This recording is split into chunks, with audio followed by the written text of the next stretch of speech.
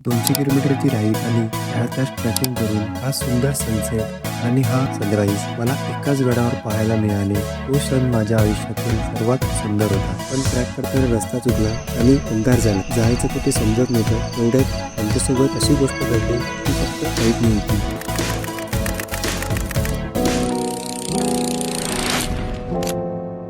नमस्ते मित्रांनो, मी आणि माझे मित्र आता चालले गडावर भटकंती करायला. पण तो गड आपल्यापासून 200 किलोमीटर दूर आहे. त्या सुंदर सनराईजचा आनंद घेत चहाने नाश्ता करून राईड चालू केली. रस्त्यामध्ये असे काही दृश्य बघायला मिळाले. मग आम्ही जाऊन पोचलो भंडारदरा रिव्हर जवळ. तिकडून तुम्हाला पुढे जाण्यासाठी एंट्री फी भरावी लागते, कारण यानंतर पूर्ण अभयारण्य चालू होते.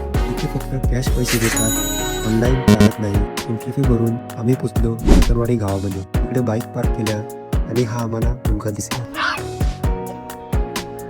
फ्रेश होऊन या हॉटेलमध्ये जेवणाची ऑर्डर दिली. जेवण करून निघालो अमृतसराचे दर्शन घ्यायला. दर्शन घेऊन आपण ट्रॅकिंग चालू केली. मंदिरापासून 1 किलोमीटर चाललो तेव्हा रतनगडाचा बोर्ड दिसला. थोडे ट्रॅकिंग केले आणि पुढे हे काका दिसले. त्यांनी आम्हाला नीट रस्ता सांगितला, पण तरी आम्ही रस्ता चुकलो. रस्ता शोधत होतो. खूप वेळाने आम्हाला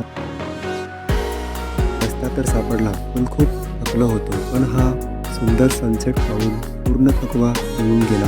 जाऊन पोचले गडाच्या पहिल्या दरवाजाच्या पायऱ्यांवर. त्या पायऱ्या चढताना यामध्ये अंधार कसा झाला समजलं नाही. रस्ता कुठे सापडत नव्हता. तेवढ्यात मागून कुत्रा आला. तो आमच्या पुढे चालून रस्ता दाखवत होता. हे फक्त मी ऐकलं होतं, त्यात बघितलं सुद्धा. टेंट लावून घेतला, मॅगी बनवली पण घेतली. टेंटच्या मध्ये आले कारण बाहेर खूप थंडी लागत होती. तेवढ्यात एक आवाज ऐकू आला.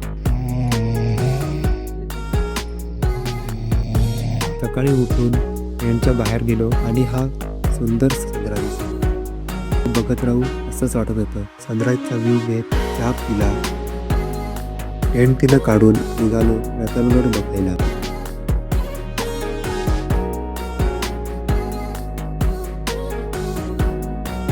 या सर्व जागा बघून आम्ही ट्रॅक उतरायला चालू केला.